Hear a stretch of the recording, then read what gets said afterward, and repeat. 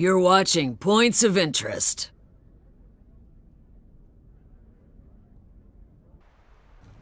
Hi guys, welcome back to Points of Interest, and thanks for coming to watch. Robert, thank you for coming back for another week. Hey everyone. You've been a super busy guy, so... Yeah, there's been a lot of work to get done. Yeah, now you've completely finished the Chronomancer, and oh, no, I'm making Robert cry already. That was quick. Yeah, well, no, we're still balancing a lot of things on the Chronomancer. Yeah, you have some stuff left to do, but for now we are going to talk about the Necro Reaper specialization. I'm going to start by asking you to give us a little overview of the Reaper. Okay, so the Reaper was actually one of our earlier specialization designs. This was actually the first one I worked on when I moved to the specialization team. I worked on Chronomancer afterwards.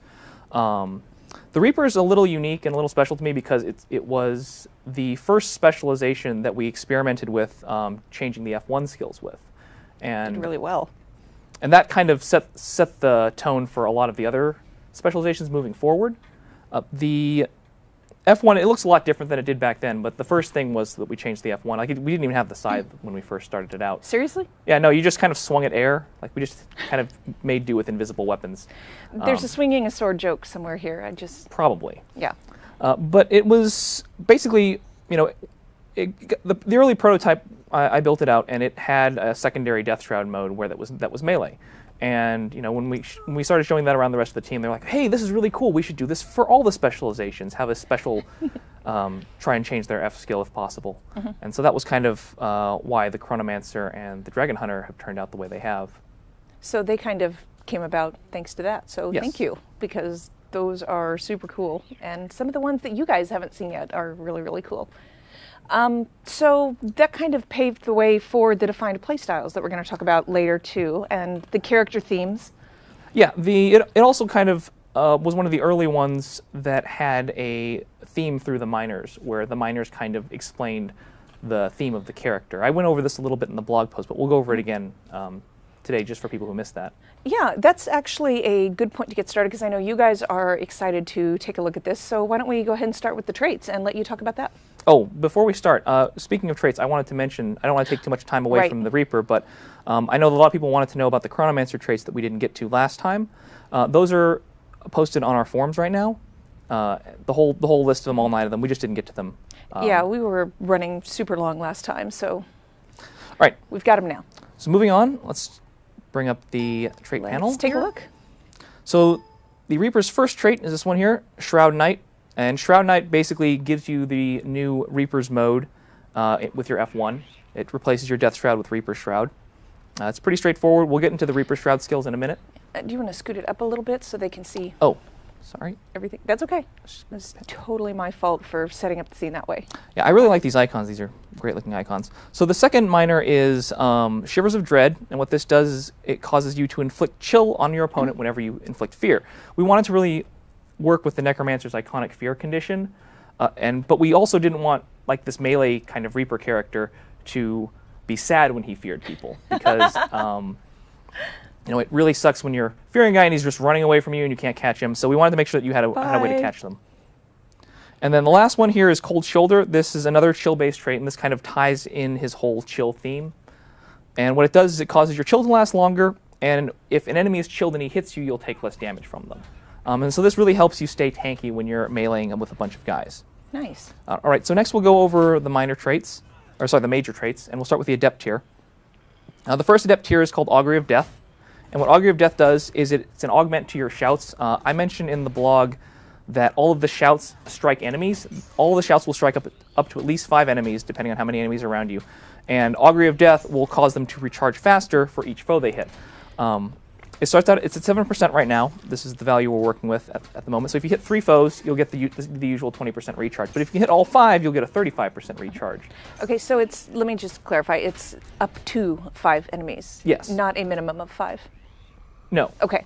Shouts, most of our targeting is up to 5 enemies. And these shouts hit up to 5 enemies within 600 range.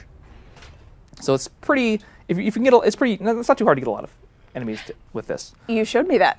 So the next skill here is Chilling Nova. Chilling Nova is one of the more fun and visceral ones that I like. What it does is it causes critical hits against a chilled foe to create an explosion that chills adjacent foes. So what that means is if you've already chilled one foe, it makes it easier to chain that chill into adjacent foes. We're trying a different kind of recharge paradigm with this. Normally we have an internal cooldown on these skills. This one, the way it works is the explosion can't happen more than a few times within... Right now it's 10 seconds. I'm not sure if we'll keep this.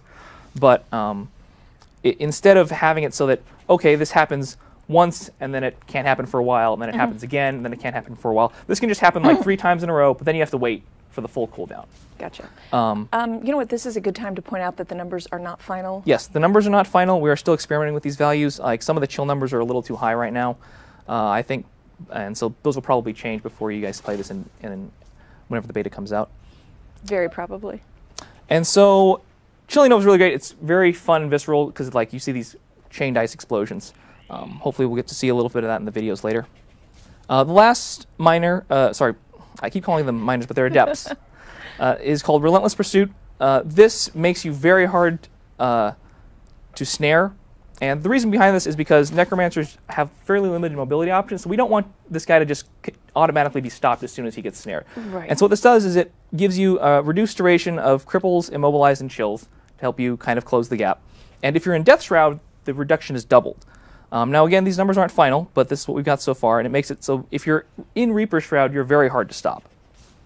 Moving on to the master traits, the first one is called Soul Eater. This is your great sword trait, and it causes your great sword attacks to steal health. It helps you kind of sustain while you're in battle, and it also causes Gravedigger, one of your great sword skills, to recharge all of your other great sword skills when it hits. And we'll get into why this is pretty amazing in a little bit. Right now, it's the recharge is 3% per hit. This Gravedigger can hit up to 5 foes, so that's 15% right there. Hit twice, 30%. It ramps up pretty quick. The next master is called Chilling Force, and what Chilling Force does is this is another chill-based trait. If you hit a chilled foe, you'll gain might and life force. This one is still really powerful. I'm not even sure if we're going to ship with these numbers because it's so strong right now. I just want to point out that Hugh is like sitting off camera, and you're killing me with the faces you're making. He's like, but I have a guardian, I have a warrior, I don't want to have another main. So the next one is Decimate Defenses. Decimate Defenses basically is another crit-based trait. This guy benefits pretty highly from critical hits, and this allows you to critically hit more often when you can stack vulnerability on the foe.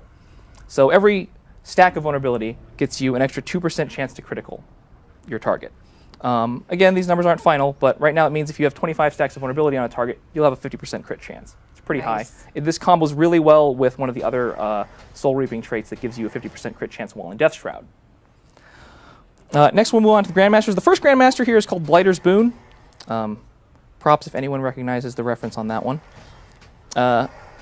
This causes you to gain life force when you gain a boon, but if you're in Death Shroud, it instead heals you. And this will heal you through your Death Shroud, by the way. Like even if you're in Death Shroud, you'll still be healed.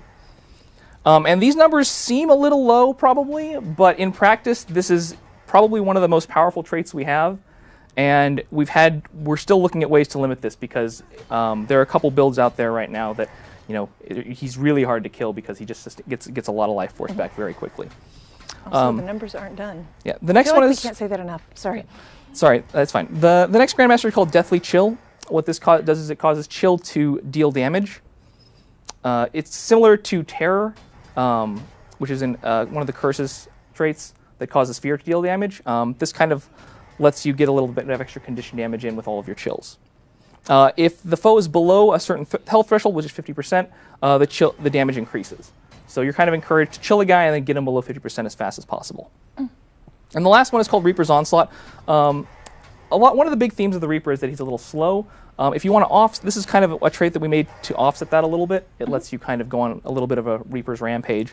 And what it does is it lets you attack faster while you're in Reaper's Shroud, and then killing a foe recharges Death's Charge. And Death's Charge is one of your gap closers while in Reaper's Shroud, so it lets you kind of dash around a little bit more. Now one thing I want to point out with these is that, and it's very convenient that it's set up this way right now, is that each of these lines here, if you see the horizontal lines, are themed in a certain way. So the line I'm on right now is Relentless Pursuit, Decimate Defenses, and Reaper's Onslaught. This is kind of our movie monster themed line, and what this is like, when you take this move, it's really hard to stop you. You get if you get on top of them, you're going to do a lot of damage, and you're attacking faster. And if you kill that guy, you're going to get a bonus to jump to the next guy. So this is kind of our classic movie monster style line. The middle line is kind of our chill-based line. It has a move to spread chill. It gives you benefits for hitting chilled foes, and it makes chill do damage. So you can kind of be the chilling reaper with this line. And the top line is a little bit of our brawler line. This one's my favorite. And what this does is it gives you a lot of benefits for hitting a lot of guys, for being in a large group of guys. You can recharge your shouts faster. You get a little bit of siphons, and you'll get a lot more sustain from Blighter's Boon too. And so, even though these are kind of themed, you can also play around with things. For example, Chilling Force combos really well with Blighter's Boon because you'll be getting boons but from hitting chilled foes, and you'll be getting life force from getting the boons. And these are the character styles that you were talking about earlier. Yes, and so there's like these 3 very distinct character styles, but there's also a lot of fun ways to mix and match them. For example, there's a shout that inflicts vulnerability, and you can combo that with decimate defenses. If maybe you want to have your chill do damage, and have chilling force, and you want your shouts because there's also a shout that chills. Love it. There's different ways to play this guy. Yeah, you can kind of stick with one line, top, middle, or bottom, or mix them up and see what you can come up with. I feel like that's happening right now. Yes, there's a lot of fun little combinations. I'm sure people are talking about this right now. Yeah, totally. All right, so the Necro Greatsword is what we're all ridiculously excited about. So do you want to take a look at the Greatsword skills? All right, Do you guys want to see them? I'm assuming yes. I can't hear you guys, but like anybody's going to be like, no. All right, so this first video here that you're seeing is the Greatsword auto attack. The first 2 hits are pretty standard Greatsword attacks. They hit three enemies, but the third attack is a little special. It chills.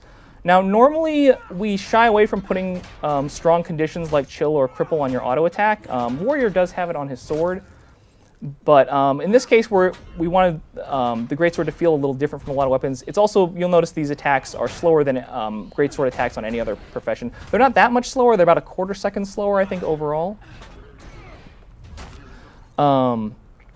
And so this is just kind of your bread and butter. It's a very good way to apply chill. It means if a Reaper gets on a guy, they're probably not going to get away as long as you can keep this chill application up. And I like the chill on auto attack. So if we can move to the next video, I think it'll transition over in a bit. Nope, we can admire this one for a little bit. Okay. So the chill on auto attack, you were talking about how that's new for Necro. Yeah, well, it's not so much that it's new, it's that a lot of auto attacks, we put conditions on auto attacks all the time. Like the Scepter has bleeding and poison on its auto attack for Necromancer. But we generally try to be careful about putting snare conditions and things like that. Especially since chill is a very powerful condition because not only does it snare you, it also applies a cooldown reduction or a cooldown increase. All right, so this next skill is your skill 2. It's called Gravedigger. I personally like the name. There's another one I like more. We'll get to that. Okay, and so Gravedigger is your bread and butter damage skill. It hits 5 targets all around you after kind of a long windup. The damage modifiers on this one are pretty high for just any skill in general. And it has a special effect if you hit a foe that's below 50% health. And that effect is that it will recharge significantly faster if you hit a foe below 50% health. So what that means is that when you're fighting people as a Reaper, you can kind of open with Gravedigger, hit them a couple times, and then once they're low on health, you can kind of hit Gravedigger a bunch of times to just kind of grind down that group. And you'll get the recharge bonus regardless of whether or not all of the enemies are below 50%. Only one of the enemies needs to be below 50% in order for this recharge to occur. This also acts as a whirl finisher. You'll notice one of the big themes of Reaper is kind of the spinning, whirling theme. It takes a couple inspirations from our Guild Wars 1 Dervish in that regard. I love it. Yeah, and so this by the way ties back a little bit into Soul Eater and why Soul Eater is such a good skill trait, because you can get a lot of recharge off of repeated Gravediggers. Nice. So this next skill is called Death Spiral. Again, you're noticing kind of this spinning theme, and this is kind of a setup move. What this does is it breaks the armor of characters in front of you, and basically it hits up to 3 characters in your frontal arc. So we left off on Death Spiral. Again, this is your setup skill. What this is kind of used for is setting up foes with vulnerability. It works really great with Gravedigger. because you can just get a lot of damage. It makes it a lot easier to get foes at low health. Works really well with your auto attack again because you can chill guys, set them up. Like it hits a fairly small arc in front of you, and you can hit up to 3 foes with it. So you really want to kind of hit bunched up characters with this. It'll get you the most life force and it'll get you the most vulnerability for your buck. So the Necro right now, we've got like the big wind-ups, yes, big slow melee, but it's a huge payoff when you connect. Yeah, like the amount of vulnerability on this thing is pretty high for to compensate for its high cast time. So this next skill here is called Nightfall. Yay! I do like the name on that one. Yep. And so what this does is it calls down a column of shadows that damages foes in the area. And this, we've actually changed the skill since then, by the way, just to show you just how development's been working. The earlier version of this skill would take 3 seconds to activate, and then when it finished activating, it would blind foes. The current version takes 6 seconds, but over those 6 seconds, it blinds and cripples on every hit. Ow. So it's a lot slower now, but what the slower version does is it helps kind of hold enemies in place for you. It does pretty good damage too if you can hold them there for the entire time. And so this works, again, really well with the chill effect on skill 1, and it's really good for groups of guys. A lot of the Reaper is just built towards handling larger groups. And the blind will also help you stay alive while this skill is active. It also acts as a dark field because Gravedigger is a spinning skill. You can proc a world finisher, which gets you some leeching bolts, which can actually heal you even a little more beyond that. Love it. All right, so can you move while casting these? Somebody's like screaming that in chat. Okay, so you cannot move while casting it, but after you have cast it, you can run around freely. It's got the same cast time as the Mesmer Greatsword 3, I believe, Mind Stab, or Mind Spike, so that you can basically move. Because of the way the animation is set up, you have to stop to cast it. Otherwise, it looks very strange if you're trying to stab the Greatsword in the ground while walking around. Leave a furrow. Yeah, but you can move as soon as it activates, and you can actually cancel the animation by walking once. As soon as the shadows start to come down, you're free to move. And so this is the faster version again. This one. Yeah, that's the world finisher I was talking about right there. So this next skill is your skill 5. You guys saw this one in the video. It's called Reaper's Grasp. And what this does is it kind of sends out some shadows along the ground, and then once the shadows have reached their endpoint, they will pull all affected targets on the way back. It's capped at 5, but it will poison these targets, and it will pull them all kind of into a nice little ball right in front of you. And this is really one of your strongest. We didn't want the Reaper to feel particularly mobile. Like, we think that's kind of the domain of like thieves and mesmers, to be like kind of these blinky run around characters. The Reaper pulls you to him. Like the Reaper doesn't necessarily run after you so much as he like drags you back to him. You can see the golems have some script that causes them to teleport back, but they won't. This doesn't actually happen when it's being used normally. And this is really great. You can set this up for a really good death spiral. You can pull them in, drop Nightfall at your feet, and then just start wailing on them. It's really, it can be used for a good opening Gravedigger, since Gravedigger has a lot of good early damage. It just kind of sets up pretty much the rest of the bar really well. So you can see here I'm setting up Nightfall, and then you can pull them in. You can do things in a lot of different orders. You can set up Nightfall first, and then pull them in afterwards. And then you can use this while moving. I'm mostly using this while standing still, but this can be used while moving currently. Awesome. For those who are curious. I love the animation. Oh yeah, the animation. This is probably one of our most intensive skills for the Reaper as far as development time goes. I think the results are definitely worth it, but as far as getting the technology to get that running, it's been quite a challenge. Yeah, I'm sure. All right, so what's the counter here? Because this seems kind of scary and unstoppable. So his main counter is mobility. If you can get his conditions off of you, and that's really the challenge. If you can prevent him from getting into his core loop of chilling, like getting you close to him and pulling you, you can be pretty safe. He doesn't have a lot of great ranged options. You kind of have to, if you want better ranged options, you really want to spec into some of the other Necromancer core abilities for that. Spectral Grasp is really great. It's just basically another pull that also chills, so it synergizes really well with his whole kit. So you can just grab, and Spectral Grasp has a much longer range than a lot of his pulls. I believe it has a longer range than Reaper's Grasp, for example. So if you're just kind of trying to grab one guy who's running away, it's a great filler skill for him. Yeah. Nope, come back. All right, so interrupts are your friend. Interrupts are your friend if they're being interrupted, but Exactly. you're fairly vulnerable to interrupts as a Reaper because a lot of your attacks are slightly slower than normal. Well, those of us who main things like thieves are what I'm thinking of, and yeah, like how am I headshots. going to keep Be this careful thing about from- headshots. yeah, how am I going to keep this thing from murdering me? Yeah, so I mean, definitely if you have interrupts, they're good to use. A lot of his skills, because of that long windup, have these windows of opportunity for Right. you to counter for. But he also has ways of disabling you. You really want to kind of try and use those fears.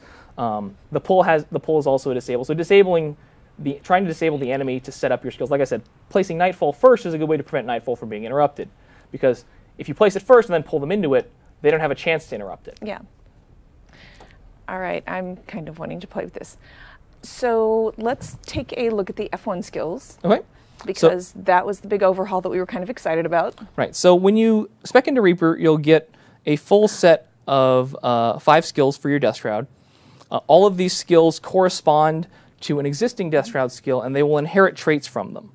What that means is that your one skill will inherit traits from Life Blast, which is the standard Death Shroud one skill. Let's take a second and watch her come out of this, because you guys saw some of this morning, but here's the entire animation, because it does look amazing.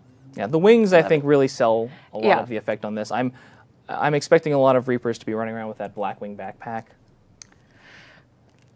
I may do that, yes, a lot. One of the She looks motifs great. that we were going with Reaper beyond just the chill motif was this kind of like dark feathers and raven motif you can see in a lot of the. Yeah, the feathers on the scythe. So this is your first auto attack right here on Reaper Shroud, and it's just kind of your basic 3-hit combo. The third hit, though, however, hits up to 5 targets. And you can see it's a full body spin.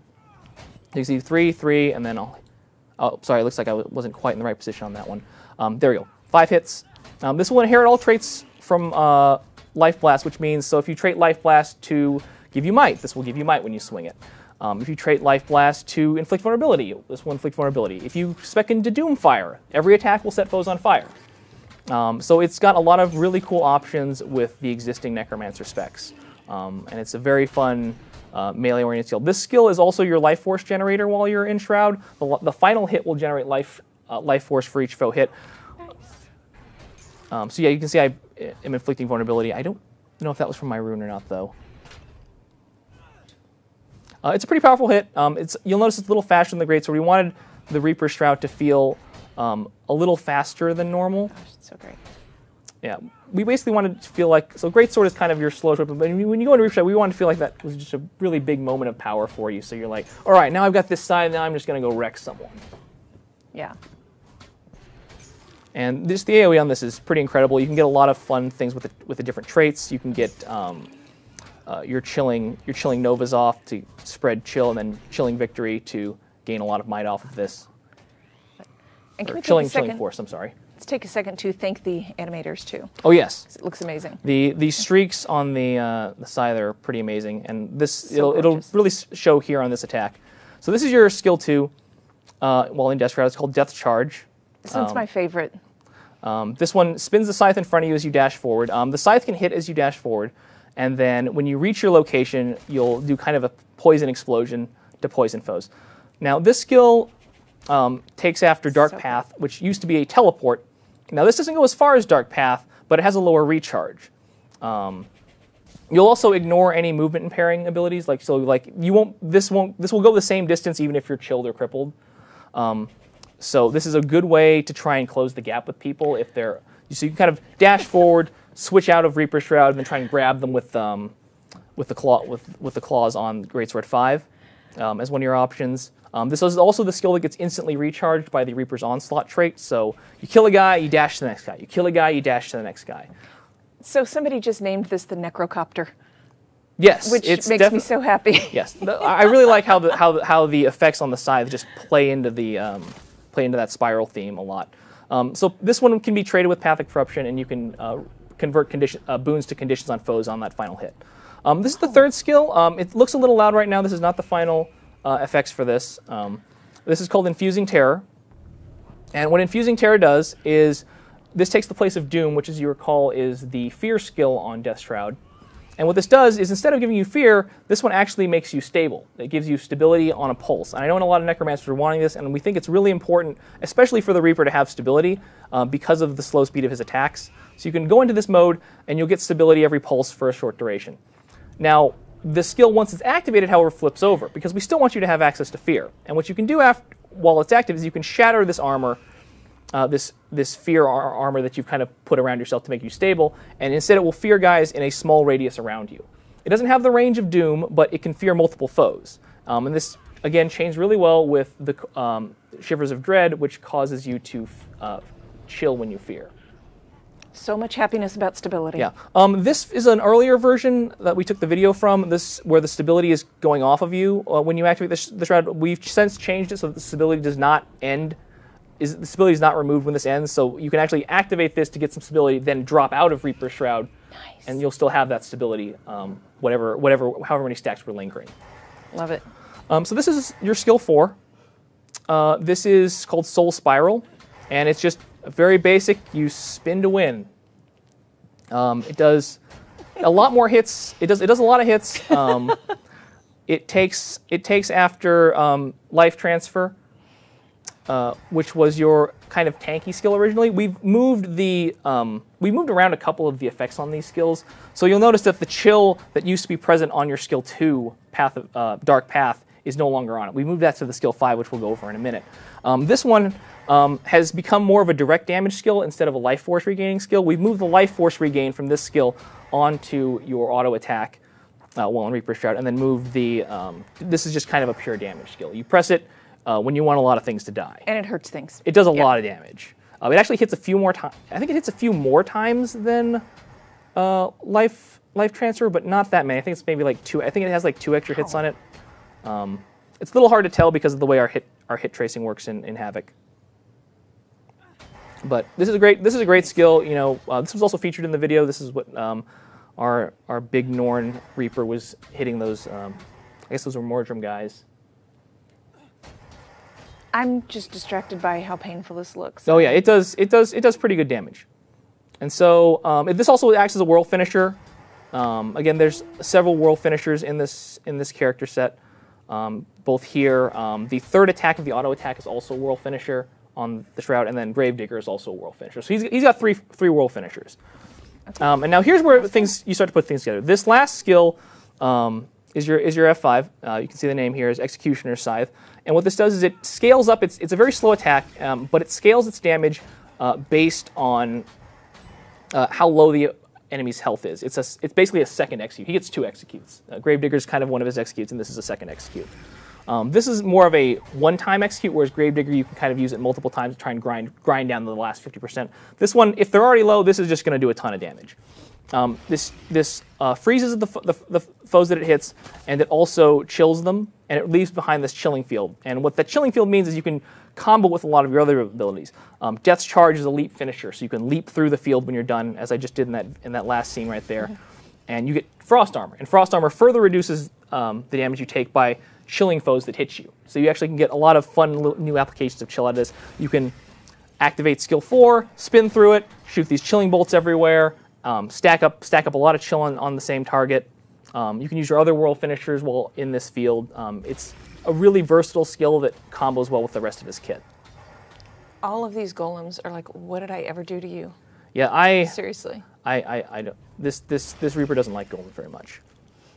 She does. She wants to spend a lot of time. You can also move while casting this. I feel like I should mention this. I am standing still to show you like how the animation, but you can actually cast this while running. So you kind of want to activate this while running up to a guy, and then just drop it on him right as you're hitting. And you can use the stability from the skill 3 to kind of make sure that this actually finishes. We did give it a long cast time so it can be interrupted, just because of how powerful it is. It's also a stun. Like it's pretty crazy. Love it. These look absolutely fantastic. So why don't we take a look at all of them put together and some fights? Okay. Does that work? Or actually, no. We should probably go over the utility skills next. Actually, take a look at utility skills. The Reaper gets a set of shout utilities. So all of these shouts will hit foes. These are kind of offensive oriented shouts, and they will hit all foes within a 600 radius. pretty large radius, so it's pretty easy to hit guys. They will also scale based on the number of foes they hit. None of them really do a lot of damage per se. We don't want these to be really necessarily powerful, like they're utilities, right? A lot of his damage is put onto his weapon in this shroud. This first one is called Your Soul Is Mine. I don't know if you guys can hear the audio from this necessarily, but you basically kind of steal some life force from everyone around you. As you can see, I'm gaining, I think you gain a certain amount of life force per target. We've been kind of toying with that number to try and figure out what a healthy number is. Right now, I believe it's 4% per target, so you hit 5 targets, you get 20%. And it's just a really good sustain. It gives you life force. It's the first heal for necromancers that gives life force. But if you only hit one enemy, you're only going to get 4% life force, so it's not very strong if you're going toe-to-toe. Most of the Reapers, all of the Reaper utilities are not going to be very strong if you're only fighting one guy. If you're fighting 2 or 3 guys, they start to be pretty good, and if you're fighting 5 guys, they're amazing. And this is great because when you're skirmishing, it's great with like all of the shouts are really great with the Augury of Death traits, so you can get some improved recharge on them. I really like the effects on this one. I do It kind too. of has the souls kind of absorbing. So this next shout is called You Are All Weaklings. This was actually a shout from Guild Wars 1. We've kind of brought back. And as the name would imply, it inflicts weakness. This is currently your stun break also. It acts as a stun break. And it will hit up to 5 targets again, inflicting weakness on them.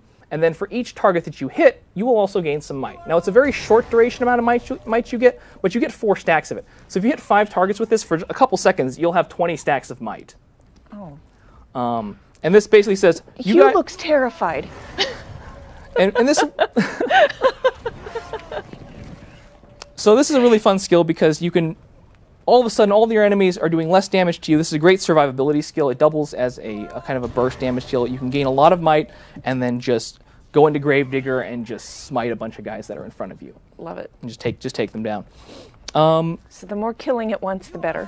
One thing I want to stop and mention too also here is that you'll notice that these shouts have cast times. This is something we're doing for the Reaper because a lot of these shouts are actually way too powerful to be instant like our normal shouts. So these all have short cast times. You can still break stuns with them though. I'm not sure if you can tell, but this is I believe is a slightly earlier version of the skill, but it will give you a stack of stability to make sure that after its stun breaks, you're not just gonna get CC'd again immediately. This one I really like this shot. I run this one almost all the time when I'm running Reaper on our test environment, just because it's great for when you're surrounded. And it's great for proccing a lot of things. This next shout is called Suffer. This one used to be the stun break, so the skill fact on this one is wrong. This one is no longer a stun break. This is one of your survivability skills, and what it does is it will transfer conditions from you to your target, and it will also chill any targets hit. This is a really good way to set up your chills. It's a very, very core shout, I think, for the Reaper because it kind of sets up that whole chill chain that you can get. And after you've kind of chilled them, you can start your whole kind of Reaper chain by hitting them with chilling force to get might or proccing your chill novas. And what I like about this one is that because it's a kind of so you'll see me here actually using it. I'm going to put some conditions on myself, and then I'm going to transfer them to enemies. So this actually again also scales based on the number of enemies you're fighting. If you're only fighting one enemy, it's only going to transfer 1 condition. But if you're fighting 5 enemies and they're all putting conditions on you, they're going to get those 5 conditions just shoved right back in their faces. And I'm going to do this a couple more times in the video where I just transfer this bleeding from... I'm using some of the corruption skills since those... It synergizes really well with corruption skills since corruptions put conditions on you. You can actually put a couple conditions on yourself and then just spread them out to enemies. And it also puts the chill on them. So you're getting some pretty good condition damage out of this build. I really like how this can protect you against a lot of foes, especially against condition. It's got a very long range too, so even if the guys aren't that close, you can still use it to kind of gap close. Like this is also a pretty decent skill for gap closing. As it actually has about the same range, I think. I think the Greatsword 5, the Reaper's Grasp, has about the same range as the shouts, 600. Really good. Yeah, I really enjoy the synergy this has with a lot of the other parts of the kit. So the next one we're going over here Oh no, we're not there yet, but we'll get there in a second. Okay, here's few more a iterations of question that I was curious about too. Yeah, you can absolutely condition transfer and then use epidemic after the fact. I mean, epidemic still puts a condition on you, so you still have to figure out a way to deal with that. But epidemic's condition isn't quite as nearly as bad as the other ones. The question was, I wonder if you can use the Condi transfer plus epidemic, which. Oh yeah, you can absolutely use epidemic after you've transferred the conditions. Is what I mean. So you can transfer the conditions to the enemy, target the enemy, and then transfer the conditions again back out. So you can actually get some extra bonus duration. There's a lot. Like this skill probably has some of the most synergy of a lot of the shouts that we're going to see today. Love it. Right. This next one is Nothing Can Save You. This is kind of our defense breaker. One of the things we like about necromancers as far as their general abilities is the ability to remove boons. But necromancers kind of remove boons in their own unique way. Like a mesmer will just kind of will either take your boons or he will just negate them with null field. Whereas a necromancer is more about converting boons into conditions. He's got skills like corrupt boon that convert conditions. He's got and there are a few other abilities that convert conditions, like dark path will convert boons into conditions. And so what Nothing Will Save You will do is similar in that regard, in that it will convert enemy boons that it hits into vulnerability. Like this is specifically to vulnerability. We didn't want this to be a direct conversion, but it'll convert up to 2 boons on that foe into, I think it's like 5 stacks of vulnerability currently. And so that means if you hit and this is for every opponent you hit. Every opponent you hit will get 5 stacks per boon that is removed. So if you remove 2 boons from like every enemy, that's 10 stacks of vulnerability across the entire enemy group. This will synergize really well again with the Decimate Defenses trait we talked about earlier that gives you bonus crit chance for vulnerability. It also synergizes really well with your abilities in general. And also, looks like we're on to the next video right now. Real quick, the secondary benefit to Nothing Will Save You is that it also makes your attacks unblockable for a duration that scales based on the number of enemies you hit. If you don't hit anyone, you'll get like 4 seconds. If you hit 5 targets, you'll get 9 seconds. So it makes your abilities unblockable. Now on to this one that's being shown right now. This is Rise. We talked about this a little bit in the the blog post. Excuse me. Everybody take a moment, take a drink. And what this does is it will summon minions on every enemy it hits. This is a very direct version of you gain benefit for the number of enemies you hit. And it will summon Jagged Horrors. Jagged Horrors inflict bleeding. They're kind of weak minions. We're still talking about whether we want to summon specifically Jagged Horrors or a different type of minion for this. I know there's been some discussion about that since the blog post. Can we have like 5 enormous ones? Yeah, well, I mean, obliterate your character. Yeah, I mean, I think someone suggested that it should just summon 5 flesh golems. You know, just. I'm on board. just run people over. Okay, we need a hue cam. It's what needs to happen. Every time you do something like that, his eyes get like this big. I can't see it because I'm facing. I'm facing the camera. You're probably better off. It's incredibly distracting and funny. So moving on to the last shout, this is called Chill to the Bone. It's got kind of a long wind-up, but this is a 600 range AoE 5 target stun. And you can see when it activates in the video, it is actually just encasing them in ice. That's just kind of a flavor thing. It's basically just still a regular stun. Yeah, you can stun break it as normal. But it will stun you and it will put chill on you for I think 10 seconds. It's a very long chill. And it has quite a long wind-up, so like really you want to make sure you have your stability up before you activate this one, because it's like if someone sees you winding this up, they're just going to immediately try to interrupt you. And what this also does, now this also gives a benefit to you. For each enemy it hits, it will give you some stacks of resistance, which is one of our new boons that allows you to ignore conditions. We're still talking about whether or not we want this to be another stability skill or a resistance skill. So this could change between now and release, but right now it is a resistance-based skill, and it will give you resistance. So you can basically kind of ignore conditions for a little while and just go in and wreck these guys who can't fight back. Love it. This is just a really solid elite all around. It's great defensively. If you're being attacked by a lot of guys, you can freeze them. You know, get some time to generate a little bit of life force while they're frozen, and then go into Reaper Shroud. Or you can use it offensively to finish a guy off who's running away. Again, these all have 600 range. And another thing I wanted to make sure that I mentioned on the stream is that these will work with Runes of the Trooper. Runes of the Trooper remove conditions from allies affected by shouts. Even though these skills don't say they're affected by shouts, Runes of the Trooper actually work with pretty much every shout in the game. They used to be called runes of the soldier. They're currently called runes of the trooper.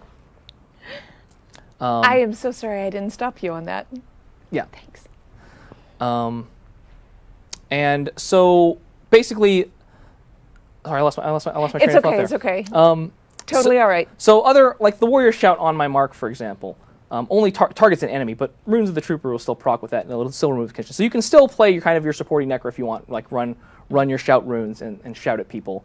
So you're shouting at your enemies, but it'll still be like removing conditions from allies. So this is still, you can still kind of play this guy as kind of with some support aspects, and this guy's support aspects still are going to revolve a little more around like hindering your enemies, like you're all weaklings, for example, makes like it's a pretty fair duration weakness. So like you can shout at the enemies, and then they'll deal less damage to your allies, and then and that shout might also remove conditions if you have these runes equipped.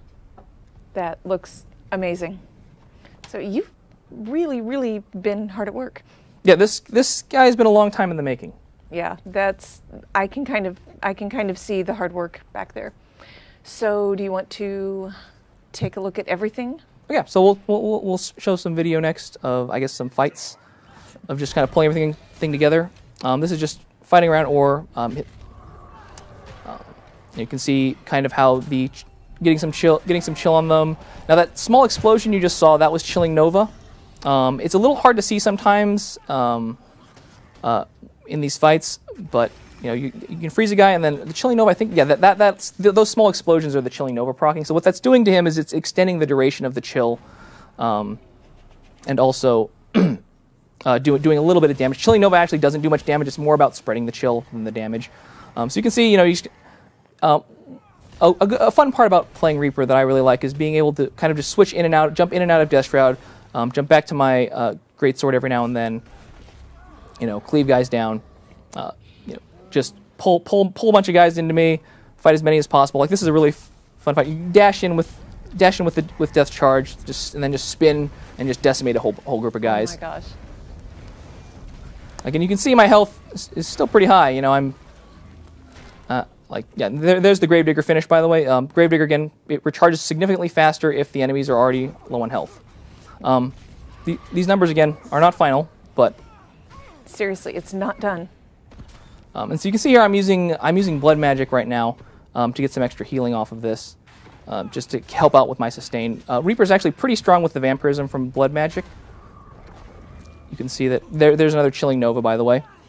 Like that Chilling Nova is probably one of my favorite traits, just because you get these cool explosions just while you're fighting. Yeah, it looks amazing. And the crits are all like I'm also getting a few crits. I believe this particular run I was running Decimate Defenses in order to get a few more, to get increased crit chance after I Death Spiral, because Death Spiral is great because it's hitting 6 times.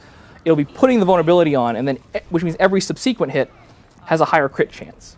So like the first hit, they have 2 stacks of vulnerability, and then 4 stacks, and then 8 stacks, and then you're just getting more and more each critical chance each time. Death Charge, I guess I want to talk about this a little bit.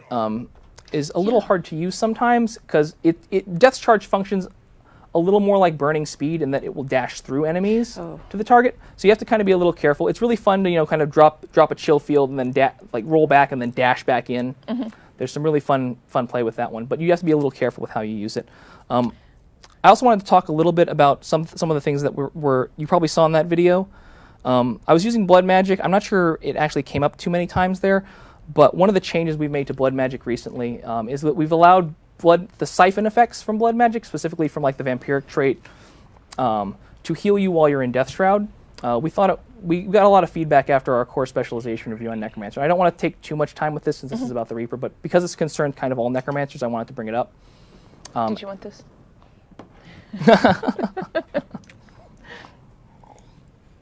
And so what we wanted to do is we wanted to make sure that you didn't feel bad about using your life siphons while you were in your Death Shroud mode. So life siphons will now function while you're in Death Shroud. They will heal you through Death Shroud, so you can jump into Death Shroud, use your life force to tank for a little while, and then try and regain your health. And Reaper, again, is really good at this because he's hitting 5 targets, and it procs on every target. Another thing you probably might not have noticed in the video is there's a new buff that was on me in that particular video called Vampiric Aura. And this is a new aura that's coming to Blood Magic. And what this does is it's an aura that you can give to your allies that will allow them to also siphon health.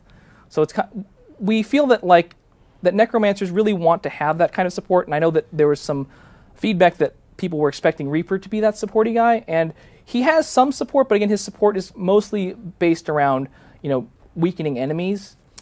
If you really want to go as a true support build, we're still reworking blood magic to have that kind of support, and we wanted to support you in the unique ways that necromancers support. We don't want to just say, okay, necromancers get 7 blast finishers and 5 fire fields. Good luck. We want to do things like, you know, necros. Like, for example, one of the other things that we're playing around with is transfusion reses allies. And transfusion is the trait that causes life transfer to heal allies. So, and Soul Spiral on the Reaper also inherits traits from that. So you can basically spin to win in 2 ways. You can spin through enemies to damage them, and you can spin through allies to heal them. Love it. So that's just a short bit about what we're doing with blood magic right now. The vampiric aura is pretty good. It also gives the aura to allies so they can siphon health, and it increases your own individual life siphoning as well. That's extremely, extremely cool. Oh, that was a terrible chill pun that I did not mean to make. You don't get to make all the bad puns. Well, I mean, the Reaper definitely does have a lot of fun chill abilities, and it's fun to make chill puns when you're fighting them. It's like, cool off, you know, smash them, things like that. I draw inspiration from Arnold Schwarzenegger's portrayal of Mr. Freeze. That was good. I am impressed. That was good. Oh my gosh. The puns. Well, that was our first look at the Necromancer. Numbers aren't done. Yeah, numbers are not complete. finished. Even some of the, as you can see, I mean, even some of the skills we showed you have changed since the time that these videos were recorded. Nightfall is a much slower skill now than it was previously. We think that fits better so far than waiting for the blind. It's actually more powerful now because it gives you more blinds, but the pulses come out a little slower. So you need to be a little more aware of of how much you're holding them in place. Yeah. All right. Thank you very much for coming and letting us see that.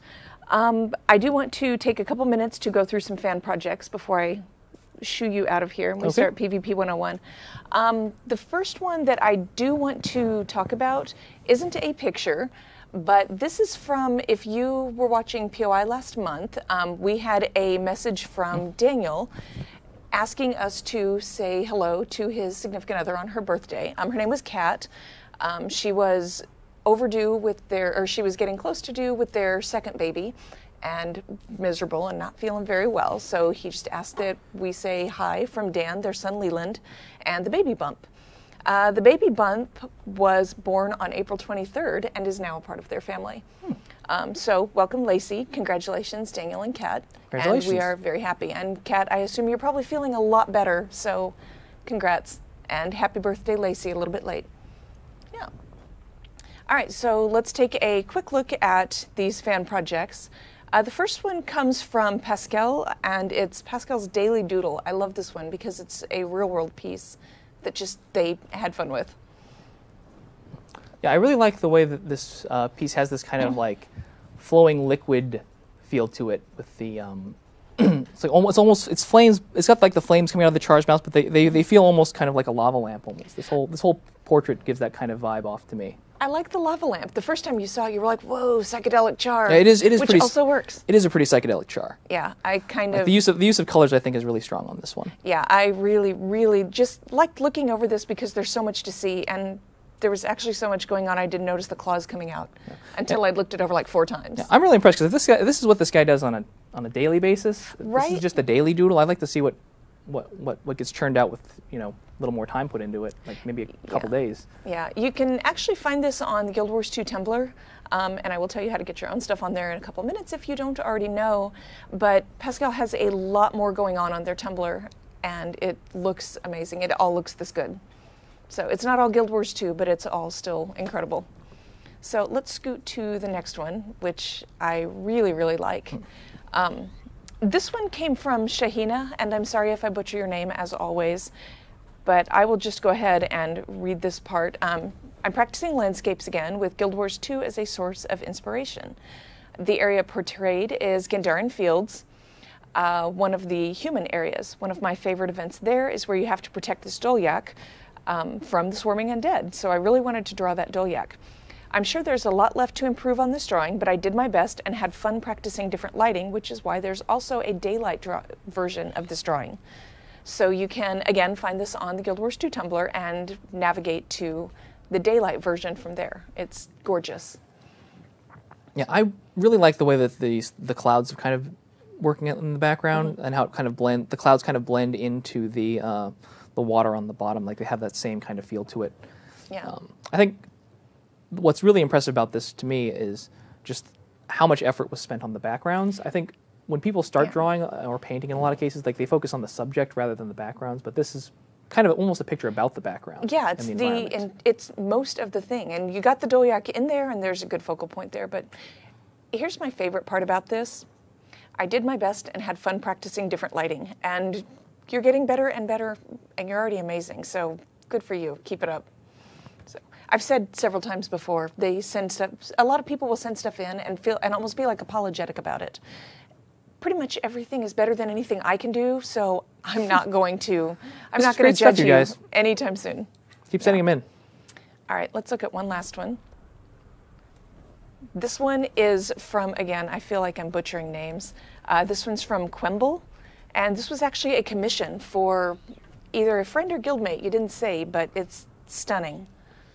Yeah, super pretty. What really strikes me about this piece is the fact that whoever he did this for has 3 legendaries.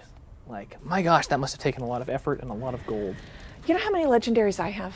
How many legendaries do you have? I have 0 legendaries. Like, well, I'm in the same boat. I don't have a lot of legendaries. Yeah, either. so Robert totally pointed that out. I was just looking around at how beautiful the characters were, and then Robert came in and they was just, whoa, 3 legendaries. So I'm wondering if I just blocked that out to mask my pain at having nothing. Yeah, well, I like the framing of this piece is really good. I think with the crossed legendary swords and the legendary staff coming out in the middle. I think there's a lot of fun details. It almost looks, I think you mentioned this, like kind of like a stained glass window kind of shape. Yeah, now it's just a representation of all the things that I don't have.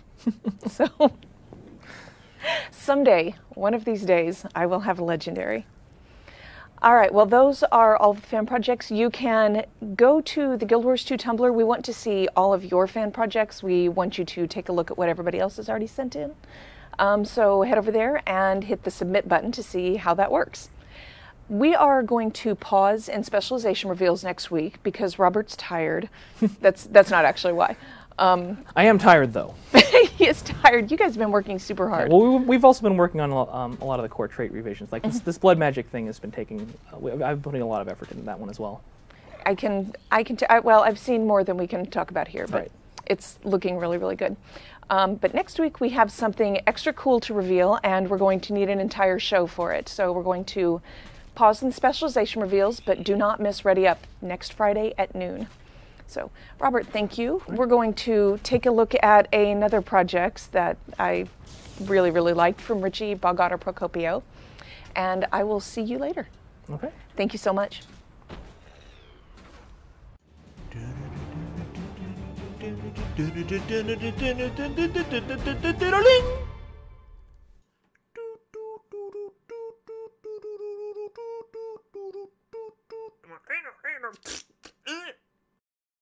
Rated T. A drink with jam and bread. Oh, shut up. Brought to you by a Ren Annette. And action. Your soul is mine. You okay? You sound like death. Oh, never mind. Oh, don't feel good. Oh, I shouldn't have had Chipotle. Hold it in. It's the cavity creeps. No, stay back. We make holes in teeth. Oh, that's it. I feel better. No, I don't. Ew, I soiled my Ascended underwear. Guild Wars 2, part of Thorns. Your soul is mine. It's not the worst week to be sick. I gotta make lots of necro noises.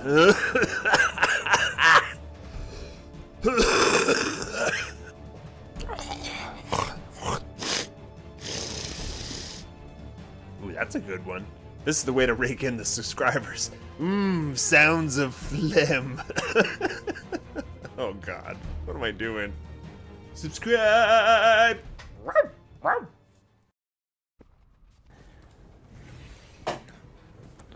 Hello, how's it going, guys? Hugh, how do you feel about the Reaper? Good, real solid. No, there's a lot You're of a really, liar. there's a lot of really cool things about that. Like, I mean, I've looked at a lot of it, I've played with it a little bit, but actually seeing a lot of the stuff in play and described and all those things, it looks good. It looks real good. I got a Necromancer. I'll be playing that probably. You know, you were trying so hard to pay attention to your game the whole time. I was and trying. Every once in a while, you just look up and, oh my gosh. All right, so we are going to hop into, thank you. I was like, I don't know the password. We're going to hop into Hugh's custom arena so we can take a look and he can, well, smack me around, I guess. Well, kinda. I'm gonna kind of show you guys. Today we're gonna be going over Guardian, and we're gonna be going over one of the meta builds that I've been running, as well as it's been seen a lot of play competitively. If you guys watch Fanaram or any of those guys like that, in EU, there's a bunch of guys. They're playing this thing called the Medi Hammer Guardian, and so we're gonna be going over that thing right here. So, if you'd be so kind, Miss Ruby, jump on the blue team and go to the beach, and I will kind of explain how this thing works. So, hammer. Well, let's go ahead and start quickly by just going over the build. So the build is you run a hammer, obviously, and then we're going to go ahead and get a scepter and a focus. All right. So these things are going to be really, really important. I'll kind of explain why in a second. You're going to run Sigil of Air and Intelligence on your hammer. Now, Sigil of Intelligence is going to be when you swap into this bad boy, you get 3 attacks, 100% crit chance, as well as Sigil of Air, which is when you crit, you have a 50% chance to do a lightning strike. And then on the Scepter and Focus, we're going to be running Air again and Fire. Now, this guy right here is all about damage and burst damage, and actually, which is really funny about this guy too, is he provides a lot of support to the team. So not only is he high burst, or she, high burst. Thank you. Pretty decent CC, and one of the skills on here, which is extremely pivotal to build, but also has some support, which is really cool. So then we're going to run Berserker Amulet, because again, you want that damage, you're about that burst. And then this is kind of up for debate. You can kind of switch this around. I like going Pack, because Pack, for people that don't know, gives you a little bit swiftest duration. So this is one of the big things about this build. One of the big problems is it has not very much mobility. It's really slow. And when you're trudging to a point, you're like, man, this sucks. But on chance hit, you get Might, Swiftness, and Fury, which is great. Because this is essentially when you're in fights, you're getting the Swiftness, you're getting the Fury, which you need for the extra crit chance, and some Might. But that also is to all your allies. So again, more support. This is actually something that I saw on the meta build as like optional, and then I watch, like I said, I'm gonna shout out again to Fanaram. He runs this build, and they run Pack, and they call it the Wolf Pack because a couple other guys run it. Nice. And they're getting hit a bunch in team fights, but they're spreading this Fury, this Swiftness, this Might to everybody around them, and it's really strong. So this is a great thing to put on there. And again, the sixth thing is you get more Swiftness, duration, as well as precision. So when in fights, you have a lot of swiftness, and after the fight's over, if you survived, you have more swiftness. Of course, I don't want to get kicked out. I was like, Good call, Miss Ruby. Please move. I don't have to restart. Let's talk hammer. So hammer, you're going to see over here is we just got basic auto attacks. So you're going to see right here. I'll go ahead and swing it. Fairly slow. But the thing that you get here is the third attack, which is really slow, but actually does an extra ton of damage and gives you some prot. So you're really not going to want to use this too much until you're kind of out of skills. But if you're fighting and for cleave, it's really, really strong. And then this, the Mighty Blow. This thing right here is amazing. Not only is it a blast finisher, right? So you get a little blast there at the end, but it's on a 5-second cooldown. Really, really good stuff. And it does a ton of damage. So when you're in fights and you can use this, it's really good. Now, mind you, it does kind of lock you into an animation. You can't really move out of that, but it's really, really strong. If you get like a down person, or you can get them with like The biggest thing on this thing, which is the next skill, the Immobilize, which is a line Immobilize that goes fairly far, about 1,200 range. Look at that sucker go. Oh my it's gosh. really, really far. And that'll immobilize every target it hits on the way. It does not stop on the first target. Okay, I think I'm over there, so if you could aim that. Yeah. Elsewhere, I'm not that going to would hit be- you, but that I'm going would to hit hurt you. less. But yeah, so if you get somebody with the Immobilize, you can easily go hit them with this and get some nice damage on them. And again, when you weapon swapped into this guy, you get 3 guaranteed crits, as well as Sigil of Air, another proc of damage, right? So then I just talked about the Immobilize. Has some damage, really good line projectile. But then we have Banish. Now, this skill is really funny. Banish is probably one of the most satisfying skills I have to say in the entire game. Take that hammer and you just smack them and they just go flying. And man, when you hit them, I always feel like such a boss. I'm like, yes, I just took that guy out. He's gone somewhere in the stratosphere, and you're just sitting there by yourself like, yeah. All right, you know I get a huge kick out of the big gratifying skills. Oh, yeah. So This- it just this- makes me feel better about myself. Amazing skill. How But bad I am. here's the best part about this skill. When someone's downed in PvP, they're immobilized, they're down on the ground. This is a great skill to use when they're on the point and they're dead. So if they're fighting and they know they're going to die, they're going to try to die on the point. When they're down on the point, get off the point.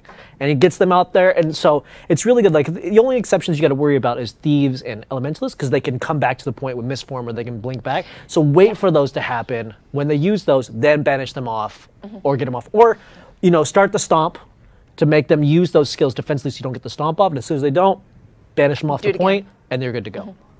That's actually, I'm going to interrupt for a Sure, second. sure. If you're super new to PvP, that's another thing. Die on the point. If Yeah, you're going to die, do it there. Yeah, dying on the point is the best. Obviously, you want to try to disengage. Is always the first thing. You try not to die, but Yeah, if you're don't going plan to, for it, but if Yeah. it's going to happen, then you might as well die on the point. or It's if you're in just- Skyhammer, die on a panel. Yes, so you can respawn faster. So I'll show you this real quick. It's got a fairly long cooldown, so you got to be careful with this. But about a 1-second channel on that thing. Animation's fairly minuscule. You don't really have a lot of opportunity to see it if you're an enemy. So it's kind of like just a simple little animation, and it will send you flying. Now this skill, this is the bread and butter of this hammer here. Ring of Warding. 40-second cooldown, really, really long. Immobilizes you when you use it, but you put him in the pain train. This thing, the pain dome, they can't get out. They have to use stability to walk out of this, and it combos as a light field. So if you're with your blast finisher, you can get a blast field in there as well to give them, I believe it's blind. But yeah, this is the pivotal skill. It's 5 seconds. They're stuck in there, or they have to pop a stability or some skill to get out. Whereas this is a weapon skill, they're probably going to pop a utility skill to get out. And you can hit multiple people. You can pain train a lot of people in there, and they just got to kind of stay in there, which is when you use this, you can just start wailing on them through 1 skill. You got your 2 skill. If they blink out, you can immediately hit them to mobilize. So I'm going to explain the synergy with the utility skills in a second. Okay. But let's go ahead and go to the second weapon set. So this is the thing you're going to usually try to engage with. You always want to stay with your scepter and focus when you engage with, and this is why. It's your only ranged weapon before we get that bow. Oh, when we get that bow, Hambow's going to be real. We're going to get that Hambo. Oh my gosh, are you serious? I'm so excited. But we got the 1 skill, fairly slow projectiles, but they do hit fairly hard, and because you have air and fire. Oh yeah, I'm so excited about Hambo. Hambo Not Guardian. moving I'm going to past Hambo that. everything. I'm going to Hambo everything. All my classes. I don't know how I'm going to do it, but I'm going to do it someday. So 1 skill is your projectile. You're going to use that fairly slow, like I said, but because air and fire, you can get both those procs, and you can get those crits, get all that explosions in the far. But this is the 1. This is the 2 skill in all your weapon sets. You have your big slam with your hammer, mighty blow, and then you have this, which is smite. Smite is, I use this. It's got a fairly long range, and when you let it go, I have it on a cast to there and let it go to fire. It hits multiple times. It actually hits 16 times.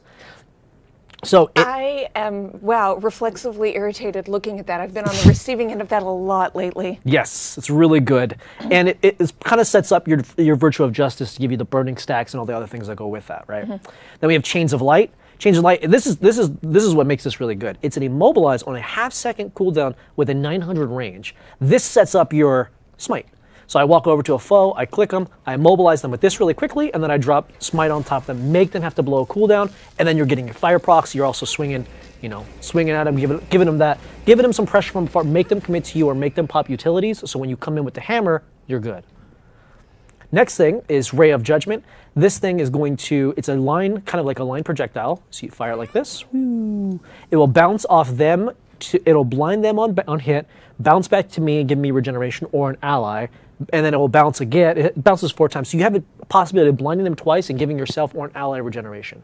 Really good utility. Good for when you're in those those little skirmishes and you need to like get a couple blinds off and whatnot. But then another great skill. This is actually another one of those combo skills I'll explain in a second. Shield of Wrath. This thing blocks 3 times. Is it 3 times? Yeah, 3 times. Oh, this thing.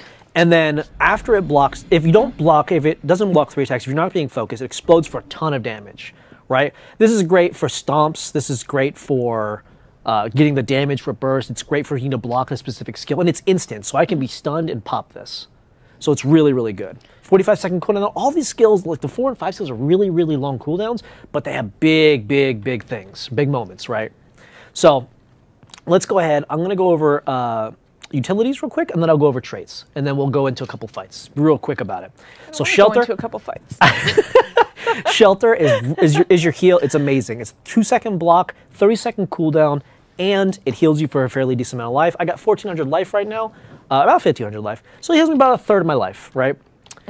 We have Judge's Intervention. Now, Judge's Intervention, sorry. This is the skill. This is the thing that makes this build. I love this skill. It is amazing. When you pop this, you teleport to a foe and burn them. And turn into a Hambo. Oh, no. No Hambo yet. And it breaks stuns, and it has 1,200 range. So this skill, and I'll explain the synergy with this, because this is the thing. This is the thing that makes this build amazing. But it teleports you, so it's a great teleport. Burning. With the trade I got, it gives me some healing. Breaks stun. It's everything you want. 36-second cooldown, fairly good. Smite Condition is amazing.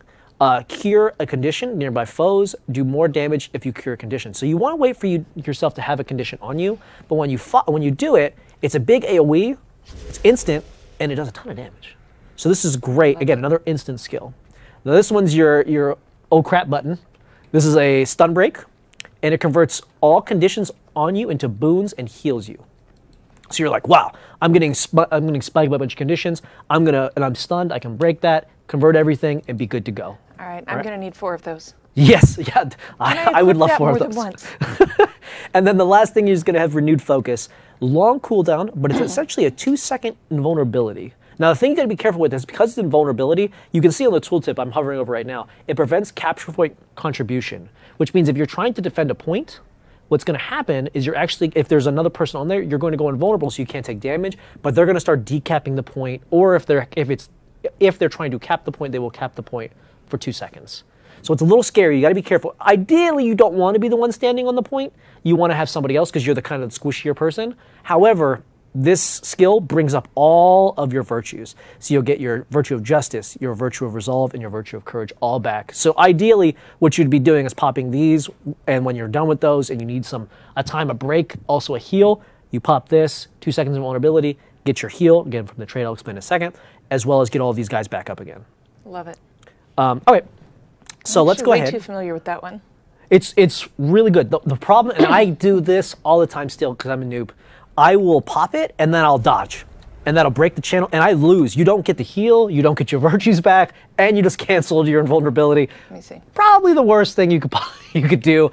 So be careful when you're doing that. You are invulnerable. Do not worry. Sometimes I'll see like an Earthshaker or a big seal come at me and I'm like, I gotta dodge that, even though I'm invulnerable. Yeah. And I'm like, okay, that was really bad of me. So be very careful when you use that. Do not dodge, it will break that. Or don't use another skill, it will break that channel. So let's talk about traits really quick. I'm just going to blow through these, and then I'm going to go into some fights and show you. So the trait you want to go is 01616. The one here is when activating Virtue of Justice, you blind nearby foes. So anytime I use I have it set to Q, by Virtue of Justice, you will give everybody around you a burn, as well as the next outgoing attack for everybody, all the enemies around you is blinded. So they're blind. They get a blind stack on there. And then you also get some other stuff later. I'll explain. You get might as well and all that stuff. Valorous defense when Aegis, when you are struck while below health threshold. So gain Aegis. Yeah, so you get an Aegis, a free Aegis essentially when you're struck below 50% health. Just a good defensive skill. So here we go. Meditations recharge 20% faster. That is for all of these guys are meditations. Your renewed focus. Okay. All of your utilities are. Unfortunately, your shelter's not. But again, 20% cooldown reduction. Yeah, I'll take that. Yeah. I didn't say this minor. Virtue of Courage recharges when you rally. So Virtue of Courage is this right here. Will actually come back off cooldown when you rally. So if you're down and someone can get you up, you'll get essentially your Aegis back, and then you can pop it to get another Aegis. So it's good for when you come back up. You have another couple defensive cooldowns. Might of the Protector, gain might when you block an attack. Just a nice lock. It's 19 seconds. It's just fairly long. And then this is the core of the build here. Is using meditation skills heal you. So all of these guys, these 4 utilities and the elite are all meditations, and you see it heals for about 2,000. For, I mean, right here between these 3, I got 6,000 life. With my heal, another 4,000. I pretty much can heal myself back to full health by using these. I can't kill y'all. Yeah. And then we have... bad. Yes. Vigorous Precision, gain vigor when you deliver a critical hit. Is essentially 6.5 seconds of vigor on a 10-second cooldown. So that means I'm able to dodge more. So I can be defensive when I need to be, because I don't have very many good defensive cooldowns. I have more offensive cooldowns, but all these things are kind of helping my defense.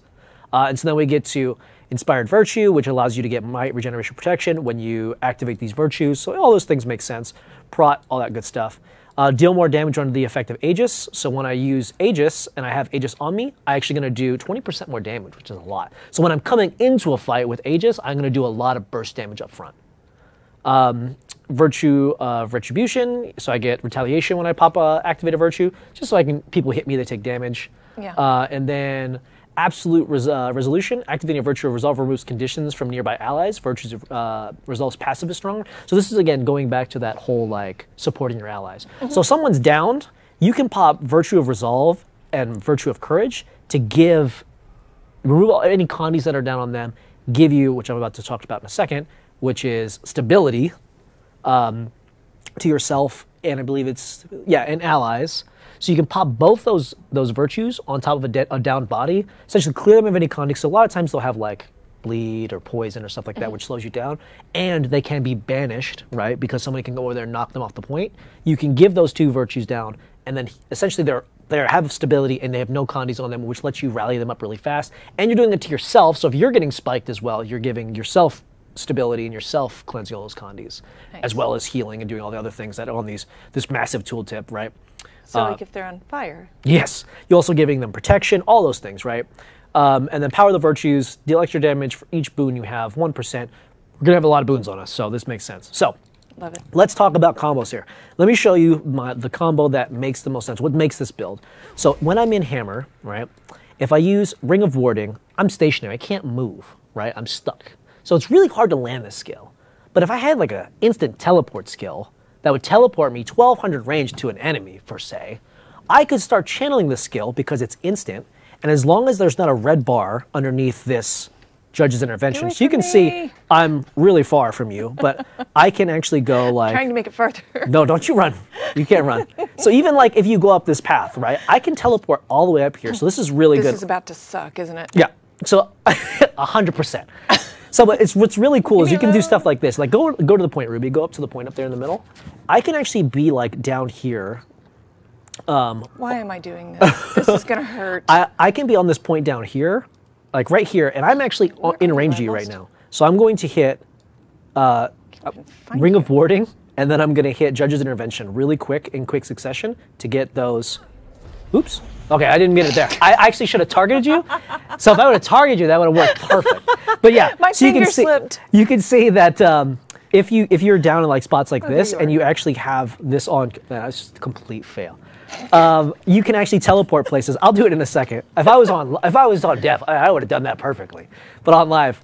But what you'll see is you can do Ring of Warding. This is the big combo here. You want a Ring of Warding and Judge's Intervention to people to essentially lock them in place. By locking them in place, it allows your allies to come in there and do all the damage and do those things. As well as, because of having Aegis up, I do 20% more damage. As well as being able to immobilize people coming in, I can do all those things. So let me try this again. Now that I actually have you targeted. So I'll be like this, and now I have you. Oh, I'm sorry for laughing. I come in and I'm able to do the Ring of Warding on you, keep you in there, and do a decent amount of damage to you, right? That was just 3 auto attacks and the Ring of Warding. But the other thing, too, I can do, which goes further into the combo, I can start Shield of Wrath. I can start Shield of Wrath on me. You won't even see me, right? I can be down here. You won't even see me. I'll start Shield of Wrath. I will weapon swap, get 100% crit chance, pour it on you with Judge's Intervention, switch over, and have Ring of Warding on you. The shield will proc, doing a bunch of damage, 100% crit chance. You're encased, and I can pop if I want to one of my smite conditions, depending if I have a condition, or if I just want to get the extra damage. All this happens in like a blink of an eye, and you never see it. So you're like, let me wait for my weapon cooldown to come off. Point. Yeah. Yeah, you're capping the point, and I'm like, so I'm coming in, and someone targets you, someone like puts the target on you, right? So I can, because sometimes I won't be able to see you, but if someone puts targets, you can like, hey, call target mid. I can take that target. So if I don't have you, I can take that target like that, right? So I have a call target button, and I have a take target button, so I can do take target. I have no idea where you are, but I look for my judges, and I'm like, okay, I'm getting close. Okay, I'm in range right now. Okay. I'm now in range. So I'd be like this, and I'm hitting there, and I'm in, and then at times everything goes, and it does a ton of damage, right? Now, I could have waited a split second for my my Shield of Wrath to have a second, so you literally can pour it on and all that's instant, but for showing, I just want to make sure I actually did it right. So yeah, you can pop Shield of Wrath, wait, like count like 2 seconds. Usually I do like 1, 2, sweep over, start doing Ring of Warding, Judge's Intervention, and then hit Spike Condition. And you can see how much I hit you all the way over there with Spike Condition. Yeah, so you hit everybody with this thing. Still punching me. Yep. I love it. But you can see how synergetic this guy is, right? Like, he comes in and bursts in an instant, and he's just gone. All right, I need to get... This is how I spend most of my time on my Guardian. What I'm doing right now. It's just ow, ow, ow. The thing I really like about this guy is that not only is he high burst, lots of CC, like mobilizes in PvP, win fights. I can do like this, right? I just make sure, wait for you to start dancing. Start dancing on the point, right? I come in from afar and I'm like, okay, she's got Aegis. I'm gonna go ahead and hit with this immobilize. Like you actually dodged the immobilize, but if there's a half-second immobilize, I hit you with the immobilize, hit you with that. Here, I'll go in here to make you feel better. No. Okay. But like, you know, I can get you like with this and then immediately swap over and then start this. Make you commit to me, right? And then if I get you down and you're gonna use like your knockback skill, I can blind you with this to make it so you don't hit me with the knockback. I can stability it if I need to. I can cleanse conditions. I got a lot of utilities here. You have a lot of things to play around with. Yes, this guy is a lot of fun to play. The problem is you saw Ruby's running the same build. You're really squishy.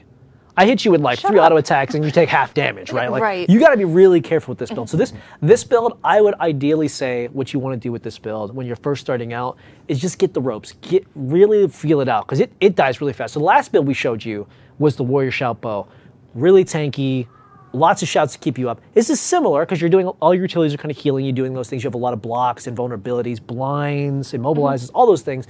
But you're really squishy in comparison, right?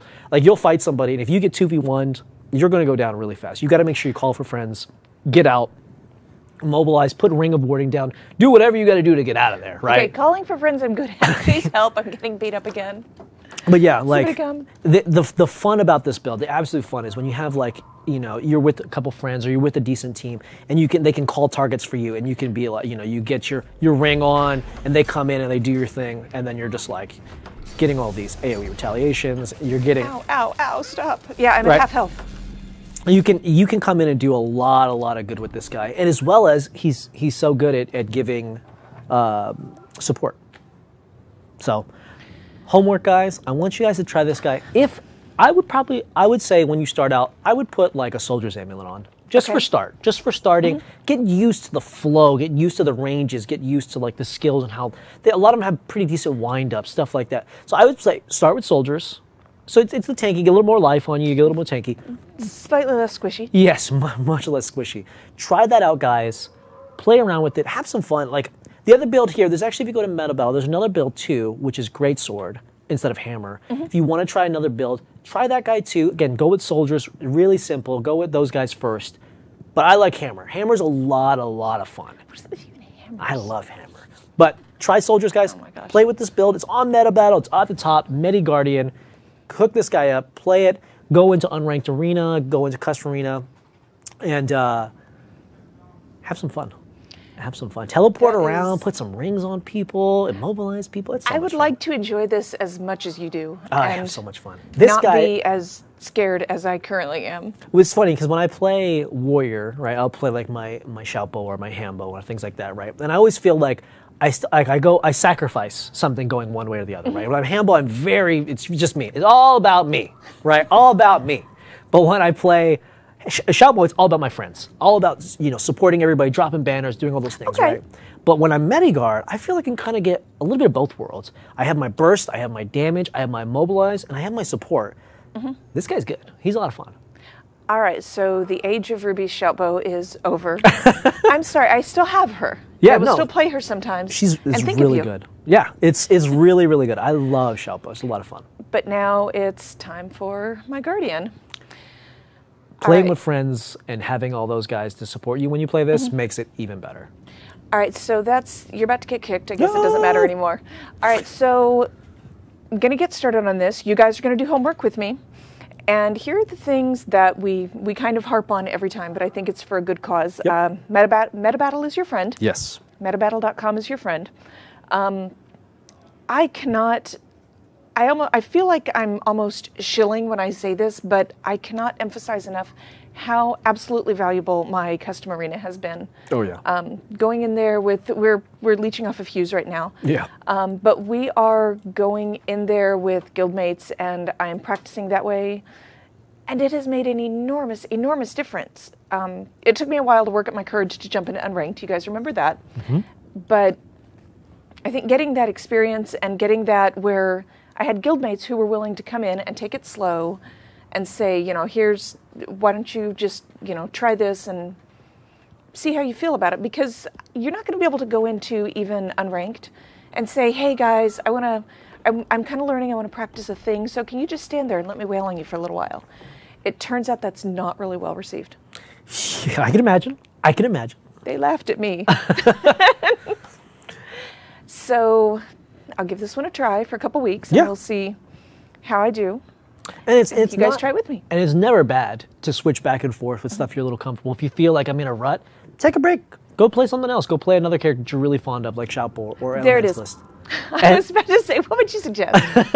But yeah, and then come back to it, right? Like come back and like, oh, okay, this is what I was missing with this. This was as well as if you want, like another good thing, a good resource to do is watch people on Twitch. There's a lot of good Twitch streamers out there that run, Guardian, that run these builds. And it's good to go watch those guys and just watch, because you'll see a lot of things there that maybe you don't realize that you're not doing right, or you're doing right, but maybe you're just executing it a little off, right? Like I would definitely support that. Like I'm a Twitch monster. I watch every game I play. I watch all the There Twitch are streams. some really, really good people on there. So There is. Fanaram, I hear, is one of them. I love Phantom. I love watching Phantom. I do too.